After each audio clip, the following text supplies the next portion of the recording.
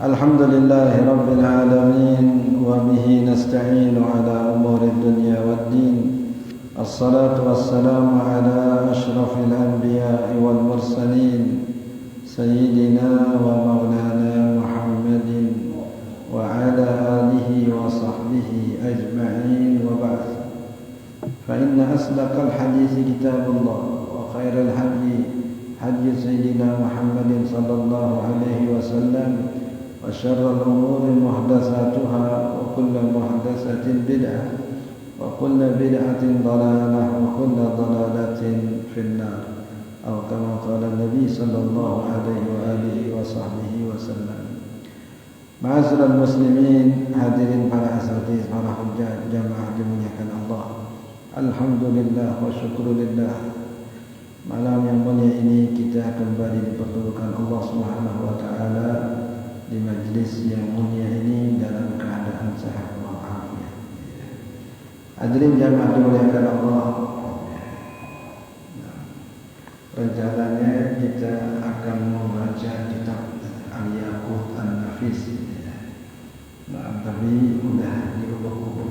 Soal kemarin kitabnya nggak ketemu. Padahal itu udah banyak dicetak di sini. Insyaallah kita akan membaca kitab Bidayatul Minnah fi Syarhi Khamsimi'ati Sunnah, penjelasan tentang 500 sunnah di dalam bab sholat. Jadi kata ulama, tidak sepatutnya seseorang menjadi imam kecuali setelah mengetahui 500 sunnah di dalam sholat. Yang kita ngebayangin yang aja susah. Gimana ada 500 sunnah di dalam sholat? Disuruh nyebutin 10 juga belum tentu kita bisa, apalagi sampai 500. Bahkan sebagian ulama menyebut ada 1000 sunnah di dalam bab sholat.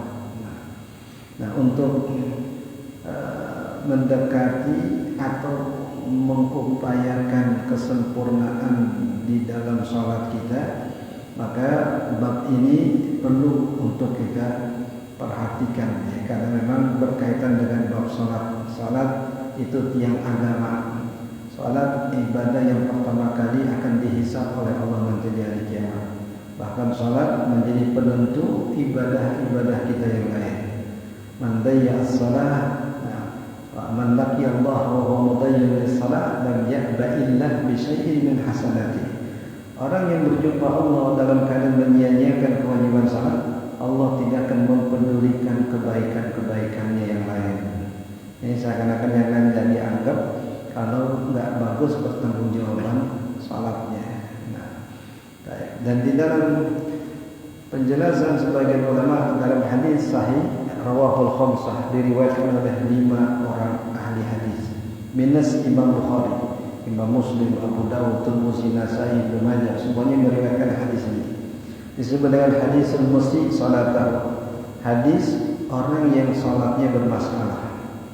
Dia masuk ke dalam masjid, kemudian dia salat, setelah selesai salat dia samperin Rasulullah. Dia beri salam, assalamu alayka ya Rasulullah. Assalamu alayka ya Rasulullah. Nabi jawab salamnya wa alaikas salam.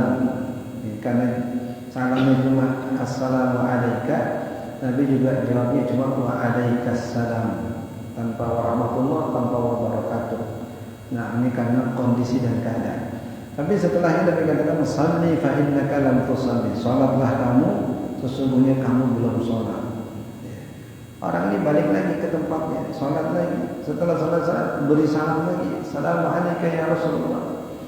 Karena memang sunnah saat kita bertemu, kita disunnahkan untuk memberi salam. Walaupun kita baru ketemu, kalau sudah dipisahkan oleh sesuatu, kita jalan bareng. Assalamualaikum, jalan bareng.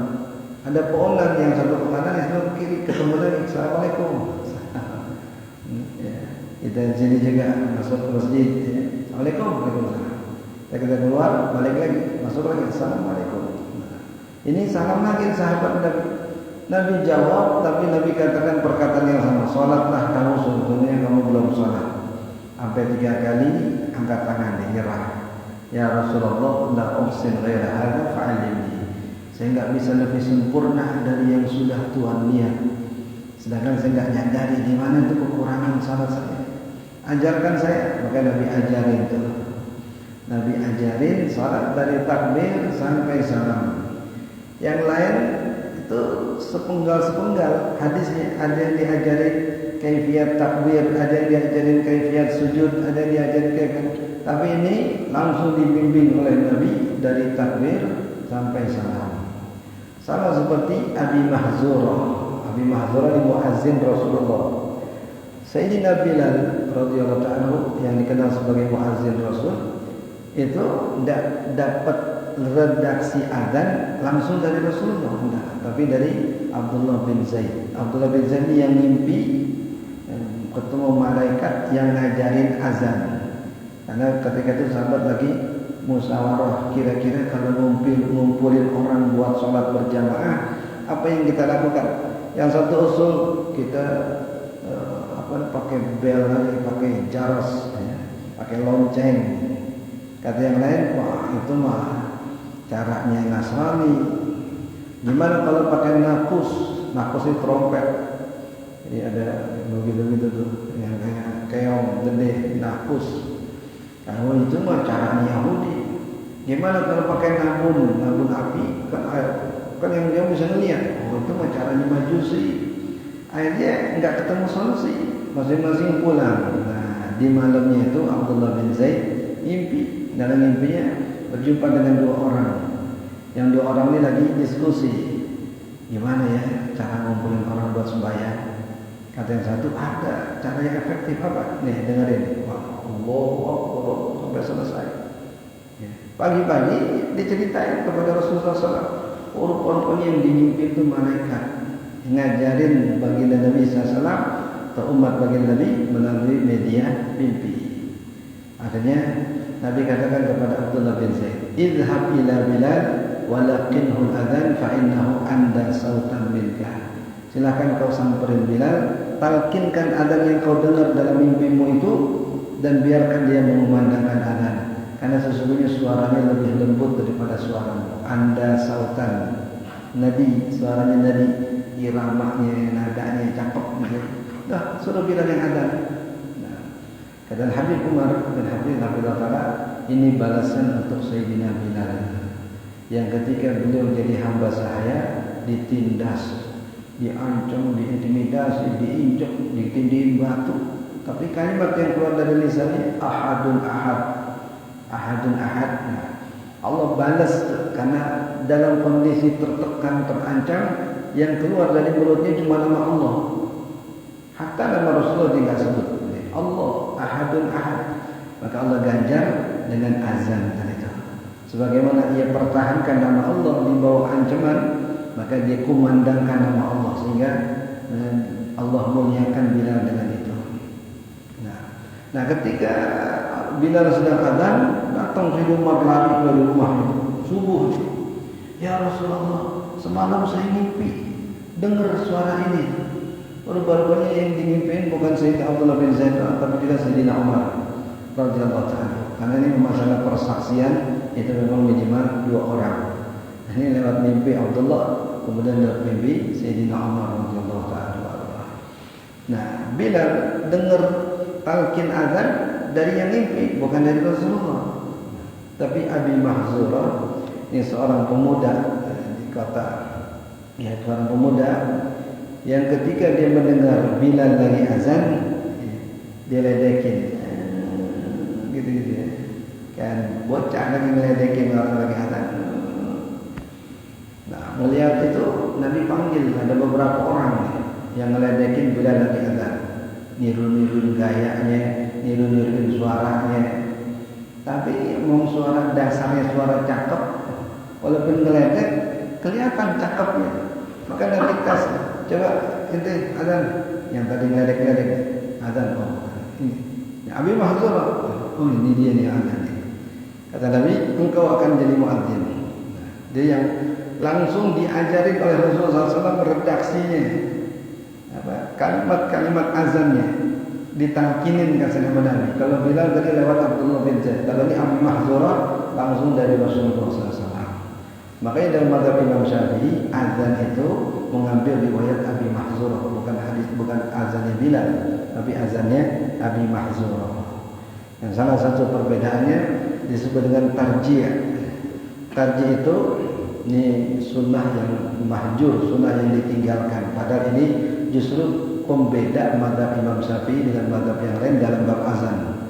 Sebut dengan tarjih. Tarjih itu sebelum seorang muadzin mengucapkan kalimat syahadat, asyhadu an la ilaha illallah, dia ucapkan dulu pelan-pelan, sir gitu. Asyhadu an la ilaha illallah, asyhadu an la ilaha illallah, asyhadu an la ilaha illallah. Artinya asyhadu anna Muhammadar Rasulullah, asyhadu anna Muhammadar Rasulullah. Itu disebut dengan tarjih. Itu yang didapat oleh Abi Mahzurah dari Rasulullah SAW. Dan dalam mazhab Imam Syafi'i itu tetap dikekalkan sebagai sunnahul adzan, sunnah adzan. Salah satunya disebut dengan tarjih. Tadi kan ngulang gitu. Sebelum mengucapkan syahadat diulang dulu sebelum itu 2 kali. Setelah itu baru dikumandangkan syahadat. Begitu juga dengan syahadat nubuwah yang kedua. Nah, ini Sayyidina Abi Mahzurah yang dapat talqin langsung dari Nabi SAW. Nah, begitu juga dalam bab salat tadi. Dalam bab salat tadi Arab Badawi yang salatnya dikoreksi langsung oleh Rasulullah, diajarin dari sejak takbir sampai salam. Yang lain kadang dikasih petunjuk begini cara ruku, begini cara, tapi yang ditalkinkan salat dari awal sampai akhir ini sahabat yang diriwayatkan dalam hadis oleh 5 ahli hadis sekaligus. Nah, ini bukan saja diriwayatkan oleh Imam Muslim, tapi juga oleh imam-imam yang lain. Nah, jadi apa yang disimpulkan oleh ulama? Ini sahabat saking pedulinya dengan salat, ketika dia masuk masjid, hal yang pertama dia lakukan sebelum menemui Rasulullah, salat dulu, salat tahiyatul masjid, memuliakan rumah Allah. Setiap masuk masjid, salat. Setelah itu kita mau nyapa orang, nyamperin orang, nanya keadaan orang, gimana keadaan ente? Assalamualaikum, silakan. Tapi udah sholat dulu 2 rakaat. Baik. Nah, kemudian dalam kaitannya dengan ini, Nabi SAW seakan-akan mengingatkan, ini sahabat nih yang perhatiannya kepada sholat luar biasa. Pastinya dia selalu sholat di belakang Rasulullah, karena seumur hidup Rasul SAW itu selalu menjadi imam kecuali di hari sakitnya. Nah, kemudian dia sholat di belakang Nabi, dia lihat sholatnya Nabi. Tapi ketika diperhatikan sholatnya Nabi, Nabi katakan ente belum sholat. Seakan-akan dari takbirnya sampai salamnya tidak dianggap sama sekali. Ente belum sholat. Kalau dikatakan ente sholatnya kurang ini kurang itu, ya mungkin dimaklumi. Tapi ente belum sholat. Berarti ada hal yang dia tinggalkan yang menyebabkan sholatnya tidak ada artinya. Berarti ada hal ini. Apa hal yang dengan sebab itu sholatnya tidak dianggap oleh Rasul? Padahal sudah 3 kali bolak-balik.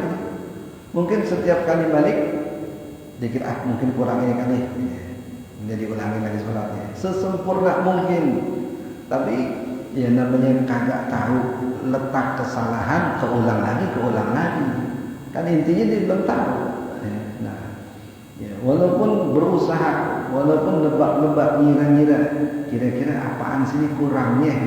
Mungkin kurang begini, kagak juga. Nabi kata belum sholat. Mungkin kurang ini, kagak juga. Nabi suruh ulangin sholat sampai 3 kali, sampai dia nyerah katanya udah 3 kali. Artinya, kalaupun saya ulangi 100 kali, bakal begini juga akhirnya. Bakal engkau katakan belum sholat juga. Karena tadi dia belum ketemu kuncinya, dia belum tahu rahasianya. Kenapa sholatnya Nabi nggak reken? Ada ulama melihat seorang sholat, kemudian ditanya, muzkan tusalli, sejak kapan nanti sembahyang model begini? Muz khamsina, 50 tahun sholatnya begini. Ente nggak sembahyang 50 tahun. Adalah ulama nangis ketika melihat orang sholat. Kenapa nangis? Anda membayangin gimana sholat bininya, gimana sholat anaknya kalau sholatnya dia begini. Dia membayangin jauh gitu. Itu orang sholatnya begini, kan dia punya anak, kan kan dia punya bini, gimana sholat bininya, gimana sholat anaknya gitu. Jadi dia sendiri nggak tahu kekurangan sholatnya, dia sendiri nggak tahu kesalahan-kesalahan dalam sholatnya. Otomatis ketika bininya sholat, dia juga nggak tahu mana kesalahan bininya atau kesalahan anaknya. Dan dianggap udah sholat bini gua, udah sholat anak, yang penting anak udah sholat. Apakah sholatnya sah atau enggak? Dia nggak tahu, karena memang nggak ada ilmunya, gitu. Belum tahu ilmunya. Nah, ini pentingnya sholat, ya, sehingga ini wasiat yang diwasiatkan oleh baginda Nabi ketika beliau sedang sakaratul maut. As-salah, as-salah, wa ma malakat aymanukum. Kata Nabi, jaga salat dan perhatikan orang yang ada di bawah bimbingan kalian, atau orang yang ada di bawah asuhan kalian. Ini maksudnya hamba saya, pembantu, gitu ya. Perhatiin, jangan disakitin, jangan dizalimin, kasarnya. As-salah, as-salah, wa ma malakat aymanukum. Nah, malakatul ayman itu maksudnya hamba saya. Nah, itu enggak ada yang lain, bukan zakat, karena enggak semua orang wajib zakat. Ya, nah, atau yang lain yang disebut oleh Nabi, as-salah, as-salah, wa ma malakat aymanukum. Dan sekian banyak ibadah, ya, yang merupakan rukun Islam yang Allah tegaskan untuk kita jaga, salat. Hafidhu ala salawat. Ini bukan ihfazu, tapi hafidhu. Nah, ini ada apa namanya, libayanil masyaqqah, untuk menjelaskan beban, untuk menjelaskan usaha yang harus kita keluarkan dalam rangka menjaga salat. Ini bukan jaga sesuatu yang remeh, ini menjaga sesuatu yang berat. Maka digunakan bab hafidhu ala salawati was salatil wusta. Udah disuruh menjaga salawat, salat yang 5. Allah tegaskan lagi was salatil wusta, dan salat wusta. Kan salat itu disebut, ya, secara keseluruhan, secara global. Disebut lagi. Ini disebut dengan ikhrajul ba'di afradil am. Kita keluarkan redaksi yang umum. Umumnya salat tuh, semuanya salat, jaga salat yang 5 waktu. Ditambah jaga salat asar. Kan salat asar termasuk salat yang 5 waktu. Tapi kok dikhususin gitu ya. Yang kami hormati segenap undangan, ya kan, segenap undangan semua nih. Yang terhormat Bapak Camat, dikeluarin.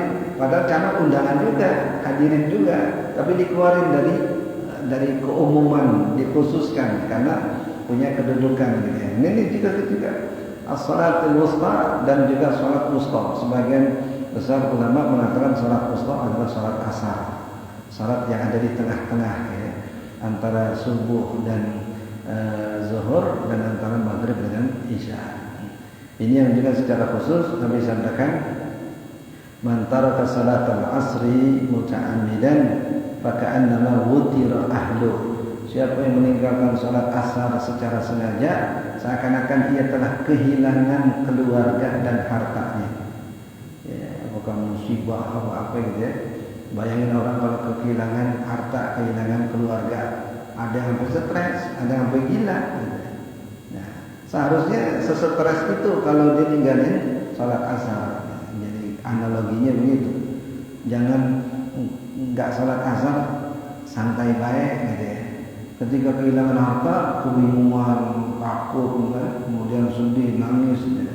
Itu analogi yang diingatkan oleh baginda Nabi Sallallahu Alaihi Wasallam.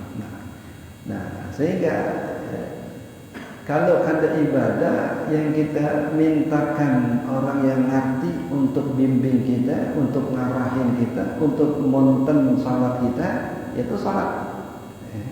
Yang lain-lain cukup ketentuan umum. Puasa cukup tahu ketentuan umum, nggak boleh makan, nggak boleh minum, nggak boleh ini, selesai dah. Zakat tahu kadarnya, tahu nisabnya, tahu orang yang berhak menerimanya, cukup dah. Haji gitu ya, tahu rukunnya, tahu wajibnya, ritualnya, dan seterusnya. Tapi kalau sholat nih, ini yang secara spesifik dikit aja, itu kadang bisa mempengaruhi sholat kita. Dikit aja gitu. Jadi nggak diterima sholat kita, jadi nggak sah sholat kita. Kalau sekedar nggak diterima dalam tanda kutip, itu gugur kewajiban kita. Tapi kalau nggak sah sholat kita, di samping tidak gugur kewajiban kita, tidak juga mungkin diterima sholat kita. Dalam sholatnya nggak sah, ya, nggak gugur kewajiban, artinya tetap ada di gantungan leher kita tuh kewajiban sholat. Seakan-akan kita belum sholat, nah bahasa sederhana gitu, karena tidak gugur kewajiban.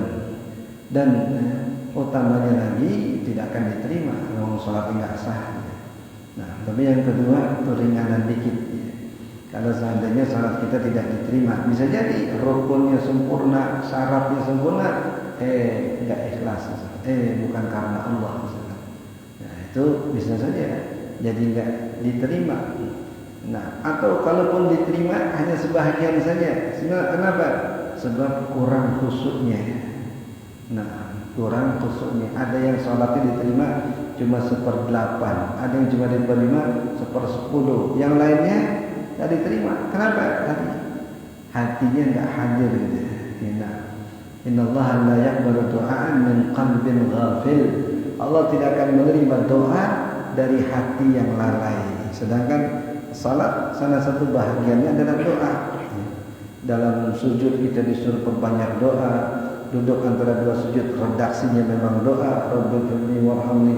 Dalam tahiyat juga ada kalimat doa, ya. Nah, itu pentingnya gitu. Unsur utama di dalam salat salah satunya doa. Nah, dan doa ini Allah tidak akan terima kalau keluar dari lisan yang lalai kepada Allah. Jadi saat ngomong, saat nyebut, saat baca dia nggak fokus gitu, dia nggak khusyuk. Nah, ini gambaran tentang kedudukan salat, ya. Sehingga kita selalu termotivasi untuk senantiasa memperbaiki kualitas dan kuantitas salat kita. Karena yang lain, ya, urusan yang lain kita ingin sempurna, perfect, ya. Ingin yang terbaik dari pakaiannya. Asal ada duit kita pengen beli pakaian yang baik gitu ya, yang pantas ya. Makanannya asal ada duit kita pengen makan yang enakan dikit gitu ya. Dan urusan yang lain. Nah, dalam bab salat itu motivasinya harus lebih kuat ya. Nah, targetnya harus lebih tinggi dibanding dengan urusan-urusan yang lain. Karena ini penentu ibadah kita yang lain. Nah, beliau di sini kitab ini ditulis oleh ulama Yaman bernama Al-Habib Sa'ad Al-Hadrami, yang kemudian dikenal dengan sebutan Maulana Sa'ad. Nah, ini beda dengan Maulana Sa'ad, pimpinan Jamaah Tabligh yang sekarang, namanya juga Maulana Sa'ad. Ini dikenal sebagai Maulana Sa'ad Habib. Nah, di mana beliau ini wafat tahun 2011. Jadi masih anak ini, 2011 ya. 10 atau 12 tahun yang lalu. Nah, dicari di Yaman ya, Habib ini. Nah, beliau ini menulis kitab judulnya 500 sunnah di dalam sholat, yang kemudian oleh kawan kita namanya Dr. Lukman diterangin, dijabarin, dirinciin, dijelasin dalil-dalilnya. Karena beliau hanya ikut 500 sunnah, 1, 2, 3, 4. Ini satu apa, maksudnya apa, dalilnya apa. Kalau kita sekedar tahu sunnah, mungkin orang gampang bantah. Tahu dari mana itu sunnah? Tapi kalau dijelasin ini dasarnya, ini hadisnya, ini riwayatnya, kan jadi enak kita. Jadi semakin termotivasi. Nah, beliau Habib Abdullah coba dijelaskan di sini. Ya. Beliau mengawali kitabnya tanpa ucapan Bismillah, juga tanpa muqaddimah. Artinya nggak sebut Alhamdulillah. Biasanya khutbah itu kan diawali dengan Bismillah, kemudian diawali dengan Hamdalah. Ini yang tidak berarti ketika beliau menulis beliau nggak baca Bismillah. Karena Bismillah itu ada yang diucapkan dengan lisan, ada yang ditulis dengan tulisan. Ada yang sekedar diucapkan dengan lisan tanpa ditulis dengan tulisan. Dia nggak nulis di sini Bismillah, tapi ketika nulis dia ngucapin Bismillahirrahmanirrahim, tulis. Tapi Bismillahnya dia nggak tulis, langsung ke babnya, langsung ke penjelasannya gitu. Ini kita husnudzan. Sama ketika seseorang mengirim kita pesan WhatsApp, Assalamualaikum warahmatullahi wabarakatuh, apalagi banyak template. Bukan dia ketik nih, tapi di template ya, klik langsung ada kan Assalamualaikum. Ada yang model pakai bahasa Arab, ada yang model yang pakai ini, ada yang pakai bunga-bunga. Ketika dia ngeklik itu dia ngucapin salam apa kagak? Jangan-jangan ngeklik doang. Kalau kita tahu dia ngeklik doang, kita nggak wajib jawab salam. Tapi kalau kita pastiin dia ngeklik sekaligus dia ngucapin Assalamualaikum warahmatullahi dengan lisannya, baru kita kewajiban menjawabnya. Kayaknya kebanyakan ngeklik doang, kayaknya gitu. Nah, sama juga dengan tulisannya. Al-Imam Al-Bukhari dan sebagian ulama ada juga yang tidak menulis Bismillah. Maka tadi husnudzon kita, mereka mengucapkannya dengan lisan walaupun tidak menulisnya dengan tulisan. Karena Nabi SAW bersabda, "Kullu amrin zibadin la yubda fihi bi Bismillahirrahmanirrahim fahuwa aqta."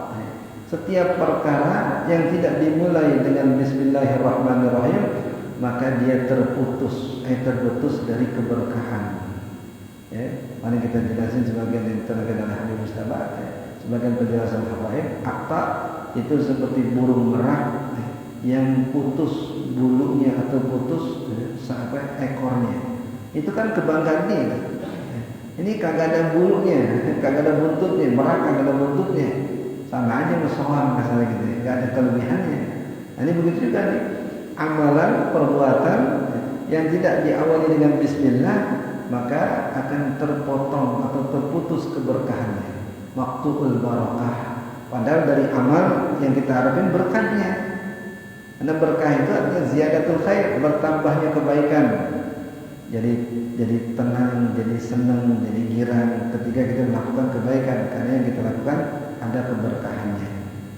Nah, tapi ada juga yang letterlek dalam bab makan, Nabi SAW hadis Sayyidina Anas, ya, ada seorang ghulam Rabib. Jadi Ummu Salamah istri Nabi ketika dinikahi oleh Rasulullah punya banyak anak bawaan sebagai jandanya. Yang salah satu anaknya makan bersama dengan Rasulullah SAW. Dan dia cerita ketika dia masih kecil nih, wa kanat yadi tatisu fis safha. Tangan saya gerayangan di nampan. Comos ini. Nabi kemudian katakan, ya ghulam, samillah wa kul biyaminik wa kul mimma yalik. Hai anakku, bacalah bismillah, makanlah dengan tangan kananmu dan makanlah yang ada di dekatmu. Jangan gelayangan sama Allah. Jadi sebelum sampai kepada tujuan, makan yang di dekat aja. Nabi awal itu dengan baca bismillah, ya, kemudian pakai tangan kanan, supaya orang nggak fokus dengan kesalahannya saja.